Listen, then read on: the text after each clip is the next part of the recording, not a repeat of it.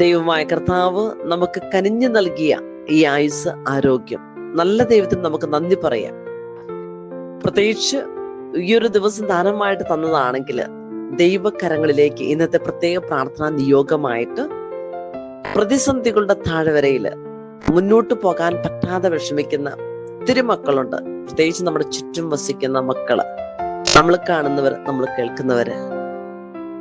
നമുക്കറിയാം, പാറയില് അവിടുന്ന് നീർച്ചാൽ ഒഴുക്കിയവനാണ്. ജലം നദി പോലെ മനുഷ്യ മക്കളുടെ മുമ്പിൽ കനിഞ്ഞു നൽകിയതാണ്. മരുഭൂമിയിൽ പാറ പിളർന്ന് സമൃദ്ധമായിട്ട് കുടിക്കാൻ ആഴത്തിൽ നിന്ന് ജലം നൽകിയവനാണ്. പകൽ സമയം മേഘം കൊണ്ടും രാത്രിയില് അഗ്നിയുടെ പ്രകാശം കൊണ്ടും ജനത്തെ നയിച്ചവനാണ്. ദൈവത്തിന്റെ വചനം അത് നമ്മളെ പഠിപ്പിക്കുന്ന ഒരു കാര്യമുണ്ട്. ദൈവത്തിൽ വിശ്വസിക്കുകയും അവിടുത്തെ രക്ഷാകര ശക്തിയിൽ ആശ്രയിക്കുകയും ചെയ്യുന്ന ഒരുവനെയും ഞാൻ ഉപേക്ഷിക്കുകയില്ല എന്ന് നമുക്ക് വിശ്വസിക്കാം. മക്കളെ, കടന്നു പോകുന്ന ഓരോ വഴികളിലും, കണ്ടുമുട്ടുന്ന ഓരോ വ്യക്തികളിലും, അനുഭവിച്ചറിയേണ്ട ഓരോ സാഹചര്യങ്ങളിലും ദൈവമായ കർത്താവ് നമ്മളെ ഒരിക്കലും കൈവിടുകയില്ല. നമ്മൾ വിശ്വസിക്കുകയാണ്, നമ്മൾ ആശ്രയിക്കുകയാണ്. കർത്താവിന്റെ കരം നമ്മുടെ കൂടെയുണ്ട്.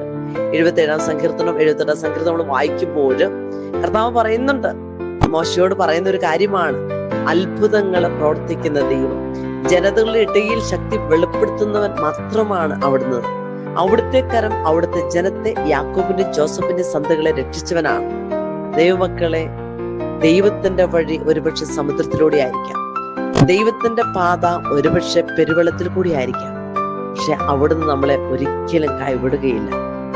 കൈവിടാത്ത ആ ദൈവത്തിന്റെ സ്നേഹത്തിന്റെ കരുണാർദ്രമായ ആ കാരുണ്യത്തെ പറ്റി നമ്മളെ തന്നെ വിട്ടുകൊടുത്ത് പ്രാർത്ഥിക്കുമ്പോൾ ദാവീദ് പറഞ്ഞതുപോലെ, ദൈവമേ, അങ്ങ് എന്നിൽ പ്രവർത്തിച്ച പ്രവർത്തനങ്ങൾ ഞാൻ ഒരിക്കലും മറക്കുകയില്ല. നമുക്ക് തീർച്ചയാണ് ഇന്നത്തെ ദിവസം കർത്താവ് നമ്മളെ അനുഗ്രഹിച്ചവനാണ്, കർത്താവ് നമ്മളെ നയിച്ചവനാണ്.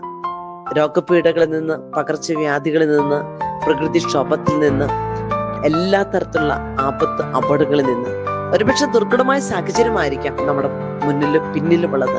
പക്ഷെ ദൈവം നമ്മളെ ഒരിക്കലും കൈവിടാത്തവനാണ്.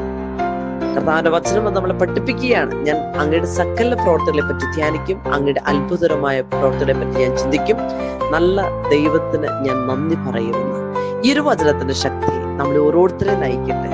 ദൈവം കാരുണ്യവാനാണ്, അനുഗ്രഹ സമ്പന്നനാണ്.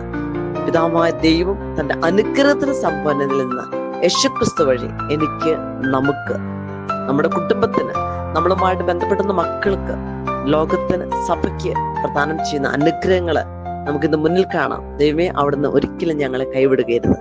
ഈ ഗ്രൂപ്പിനെ മുഴുവനും നമുക്ക് സമർപ്പിക്കാം, നമ്മുടെ കൂട്ടായ്മയെ നമുക്ക് സമർപ്പിക്കാം, നമ്മുടെ ശുശ്രൂഷ രംഗങ്ങള്, കുടുംബജീവിതം, സമർപ്പണ ജീവിതം ദൈവത്തിന്റെ കരങ്ങളിൽ കൊടുക്കാം. അമ്മ മാതാവിലൂടെ ഈശോയുടെ തിരുഹൃദയത്തിലേക്ക് നമുക്ക് നമ്മെ തന്നെ വിട്ടുകൊടുക്കാം. പ്രത്യേക ദൈവത്തിന്റെ വലിയ സംരക്ഷണം, വചനത്തിന്റെ ശക്തി, യേശുനാമത്തിന്റെ ശക്തി, കർത്താവെ ഇരുതല വാളാകുന്ന വചനത്തിന്റെ ശക്തി ഞങ്ങൾ ഇന്ന് തിരിച്ചറിയണം. അതിനുള്ള കൃപയ്ക്കായിട്ട് നമുക്ക് പ്രാർത്ഥിക്കാം. നല്ല ദിവസം നമുക്ക് ഓരോരുത്തരുടെ ദൈവമായ കർത്താവ് പ്രദാനം ചെയ്യട്ടെ.